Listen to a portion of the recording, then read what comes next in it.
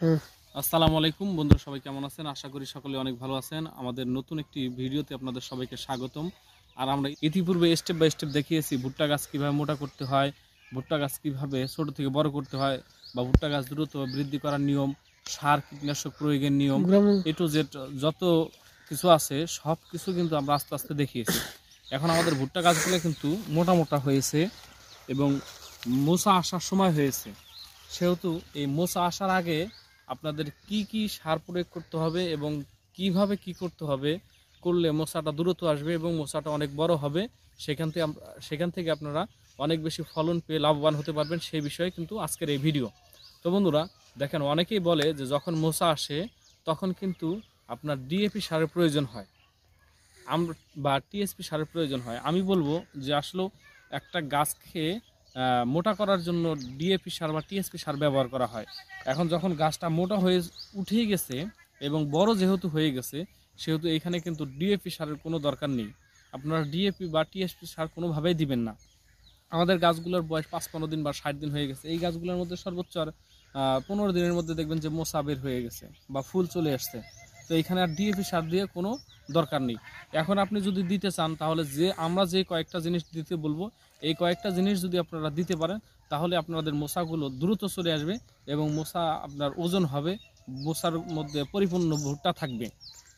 এখন যেহেতু গাছ আমাদের মোটা হয়ে গেছে, পর্যাপ্ত পরিমাণ বয়স হয়ে গেছে, এই সময় যদি আপনারা এমওপি সার মানে পটাশ যেটা বলি, এমওপি সার এটা হচ্ছে বিঘা প্রতি 15 কেজি দিবেন। ইউরিয়া সার বিঘা প্রতি 10 কেজি দিবেন। বরুণ যদি গাছের উপরে দেখেন যে গাছটা একটু হ্যাংলা পাতলা আছে বা একটু চিকন দেখা যায়, তাহলে বরুণ দিলে 2 কেজি করে আপনারা বরুণ দিবেন এবং জিঙ্ক দিবেন 1 কেজি দিয়ে ভালোভাবে মিক্স করে পাতার মধ্যে না কেল দিয়ে হেঁটে হেঁটে যখন আপনারা ছিটিয়ে দিবেন, তখন দেখবেন যে খুব দ্রুত সময়ের মধ্যে আপনার ভুট্টাগুলো চলে এসেছে, ফুল চলে এসেছে এবং ফসলের যেটা পরিপূর্ণতা পাওয়ার কথা, ওজন আসার কথা এবং মোচা পুরাটার মধ্যে ভুট্টা হওয়ার কথা, এই বরুণ দেওয়ার কারণে কিন্তু আপনার চলে আসবে।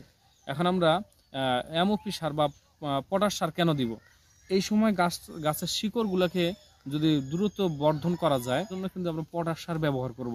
ইউরিয়া সার দিলে কি হবে, এটা যে ক্লোরোফিলের মাত্রা সেটা ঠিক থাকলে সূর্য থেকে খাবার তৈরি করবে এবং গাছটা কিন্তু ফল দিলে সেখানে ক্লান্ত হবে না।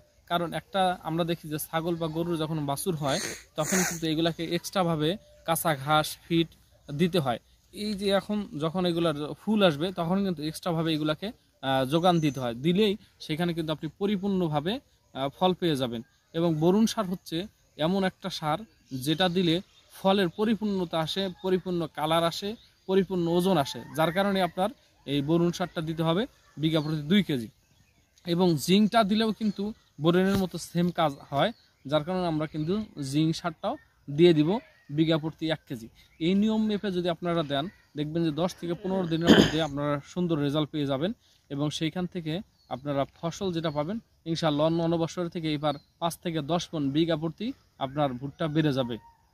তো আমাদের চ্যানেলে যদি আপনারা নতুন হয়ে থাকেন, আমাদের চ্যানেলটিকে সাবস্ক্রাইব করবেন এবং পাশে থাকা বেল আইকনটি প্রেস করে দিবেন, যাতে নিত্য নতুন ভিডিও আপলোড করার সাথে সাথে আপনারা সেইখান থেকে দেখে উপকৃত হতে পারেন।